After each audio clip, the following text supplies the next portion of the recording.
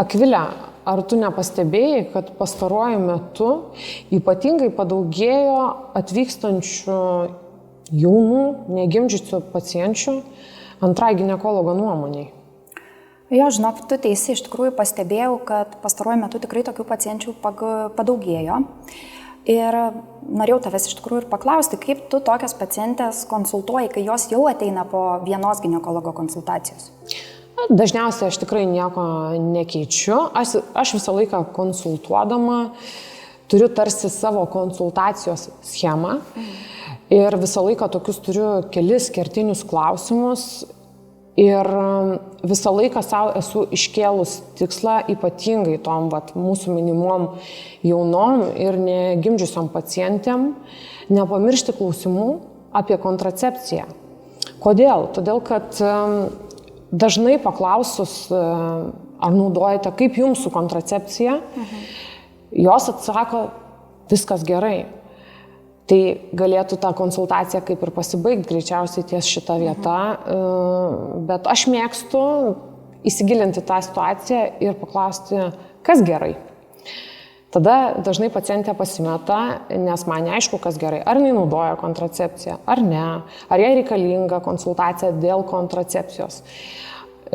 Jeigu pacientė pasimeta, aš visada padarau pauzę ir sakau, gerai, tai mes galim konsultacijos metu aptarti visus metodus ir pagalvoti, ar jums kažkuris būtų priimtinas, ar jums jisai reikalingas. Visada išvardinu visus galimus variantus, pliusus, minusus.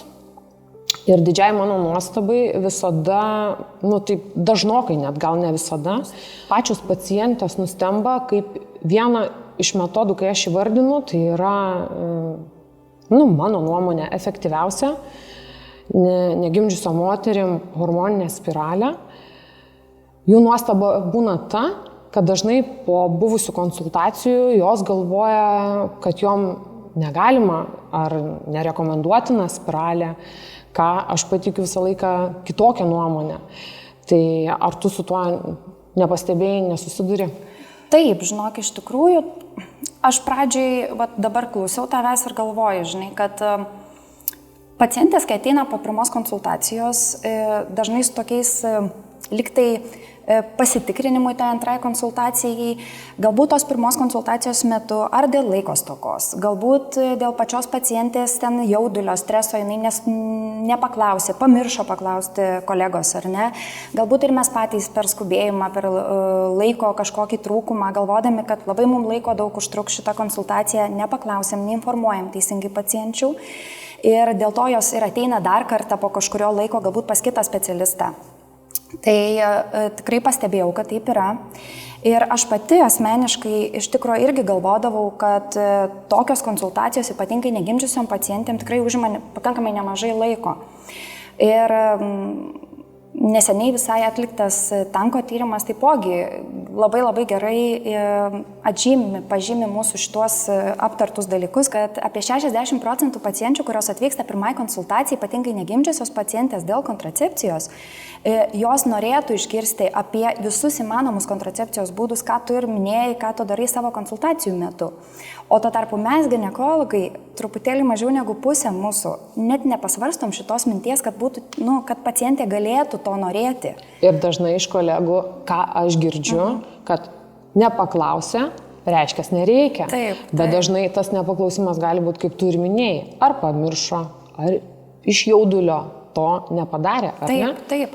Tai aš, sakykime, irgi pradžioj pati visada galvodavau, kad jeigu konsultuosiu tokias pacientės, tai tikrai ta konsultacija man prailgės dvigubai. Tikrai pati taip galvojau, kol nepradėjau taikyti tam tikros schemos savo konsultacijų metu. Turiu 3 dažniausius klausimus, kuriuos užduodu kiekvienai pacientai, kurie ateina ar pirmai, ar pakartotiniai konsultacijai, nesvarbu. Tai tuos 3 klausimus uždavus, ta konsultacija tikrai neatima daugiau laiko ir aš manau, kad jinai yra tiek efektyvi pacientė, jinai gauna visą norimą informaciją. Be abejo. Tai tie 3 klausimai yra dažniausiai tie jau žinomi. Tai pirmiausia, ar pacientė yra patenkinta kontracepcija, tai kaip ir tu sakai, ar jai iš vis reikalinga ta kontracepcija yra, ar pacientė planuoja pastoti ir kas atsitiktų, jeigu jinai neplanuotai pastotų. Tai šios 3 klausimus uždavus, aš manau, kad mes suteikiam tikrai maksimaliai efektyviausią konsultaciją negimdžiusiai pacientai dėl kontracepcijos. Be abejo.